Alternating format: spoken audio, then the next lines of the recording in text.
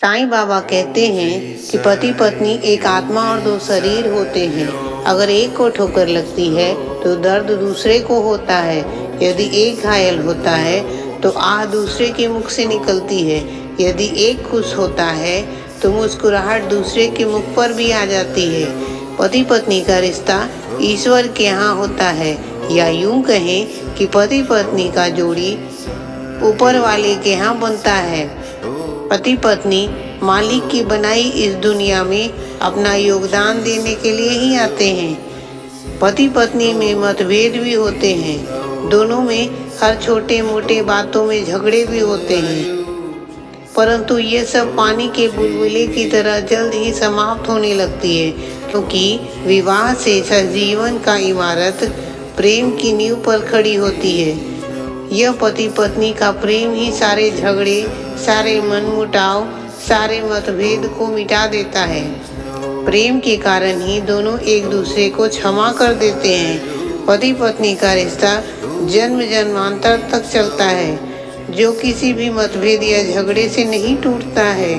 इसे तो जन्म जन्मांतर तक निभाना ही होता है, क्योंकि ईश्वर पति पत्नी की जोड़ी अच्छे से सोच समझकर मिलाते हैं, जो सारा जीवन सुख दुख में सदा एक दूसरे का साथ देते हैं। जब तक श्वास चलती रहती है, शरीर में ताकत हो या बुढ़ापा आ गया हो, पति पत्नी सदा हर परिस्थिति और हर संकट में एक दूसरे का सहारा बनकर एक दूसरे के साथ खड़े रहते हैं। पति पत्नी का रिश्ता सबसे मजबूत और सारे रिश्ते से बड़ा होता है।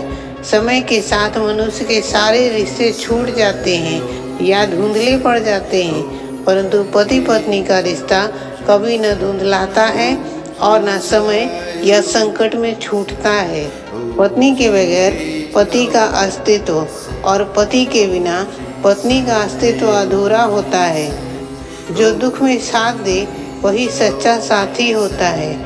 पति पत्नी दोनों एक दूसरे के सच्चे साथी होते हैं। वे सदैव एक दूसरे से प्रेम बंधन से जुड़े होते हैं। जब पत्नी अपनी मांग में सिंदूर लगाती है तो इससे पति का अस्तित्व बनता है। पत्नी पति की लंबी उम्र के लिए व्रत रखती है, पूजा अर्चना करती है, ताकि उससे उसके पति की उम्र लंबी हो, उनका साथ जीवन भर के लिए साथ हो। ईश्वर की बनाई यह एक अनुपम कृति होती है। इस रिश्ते में प्रेम भी होता है, झगड़े भी होते हैं, गुस्सा भी होता है और मनाना भी होता है।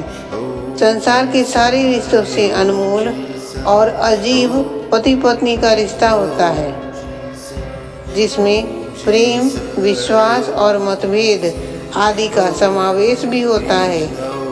साईं बाबा हंसते हुए कहते हैं, सबका मालिक एक है।